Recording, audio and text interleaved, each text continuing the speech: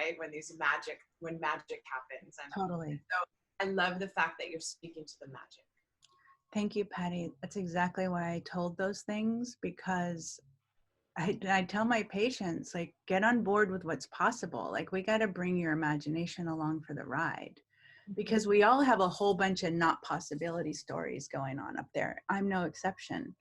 So when all that stuff happened, I was a resident who knew nothing, and I was starting at the bottom, where you're like, the incompetent person who can't do anything. And it's like I just get thrown these bones. Like, when I'm really down, it's like, don't give up. Here's a bone. Here's a miracle for you. Keep on the path. So it is magic. What can I say? I mean, I had a patient. I don't always talk about energy, honestly, in my practice. I kind of tune in with people's more and more as time goes on, though. I attract people who are working at that level. But I had this guy say, I don't know about all this energy stuff. And I was like, I was feeling snarky, I think. And I was just like, looked at an atom lately? Like, how's that working for you? I just don't. And I think sometimes when you hit a wall, you can bring humor and curiosity and play with the person. So I say, okay, I like to talk in the terms of physics or harmonics and fluid dynamics. Like, I find out, what's this patient's language? Are you an engineer, or are you a builder? Are you a musician? What are you? Because we can go into any of these languages, computers, automotives, it's all there. But so I love to talk science. And then there's a piece that's beyond the science. That's the art of what we do. That's the art of life. And so I say, well, it's practical, it's scientific, but it's also, well, it's not magic, except that it's nature. It's magic to the extent that nature's magic. Nature's magic. I didn't make it up. Don't, sue me. I it's like, call it whatever you want, but we're all beings in this world that's, the vast majority of which is invisible.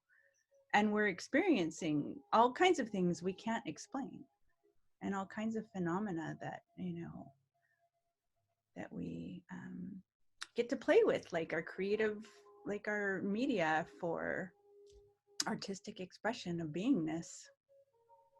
I'm just saying, like, what would make life beautiful and fun in this moment? And I'm talking about any moment of any day.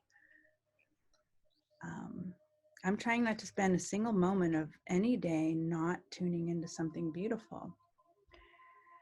And I got this guidance yesterday from this. I did a session actually with the coach, and he said, the quickest way I can ground myself is just to be thankful. Like, I just sit there and I can do all this stuff, or I connect with the roots and blah, blah, blah. And, it's actually instantaneously. I've been doing it now for 24 hours. Like, I feel into how I've just been walking around giving thanks for things. I mean, I was pretty terrified of starting this. It was a lot for me to launch this class, a lot. So I was doing this gratitude practice, and I have to say, like, I just did it now. I'm just like, oh yeah, my mind's going somewhere. I'm worried about this. I'm nervous about this. I'm afraid of this. What am I thankful for? Which is right. It's what prayer is from the start. So maybe I'll just say to my patients, skip all the complicated stuff. Just say thanks a lot. That's going to be your nervous system regulation recipe. I'm not sure it's not true. I'm not sure it's not that simple, is what I'm saying. I'm not sure, in spite of our need to have all these moving parts, that any of that's really that necessary.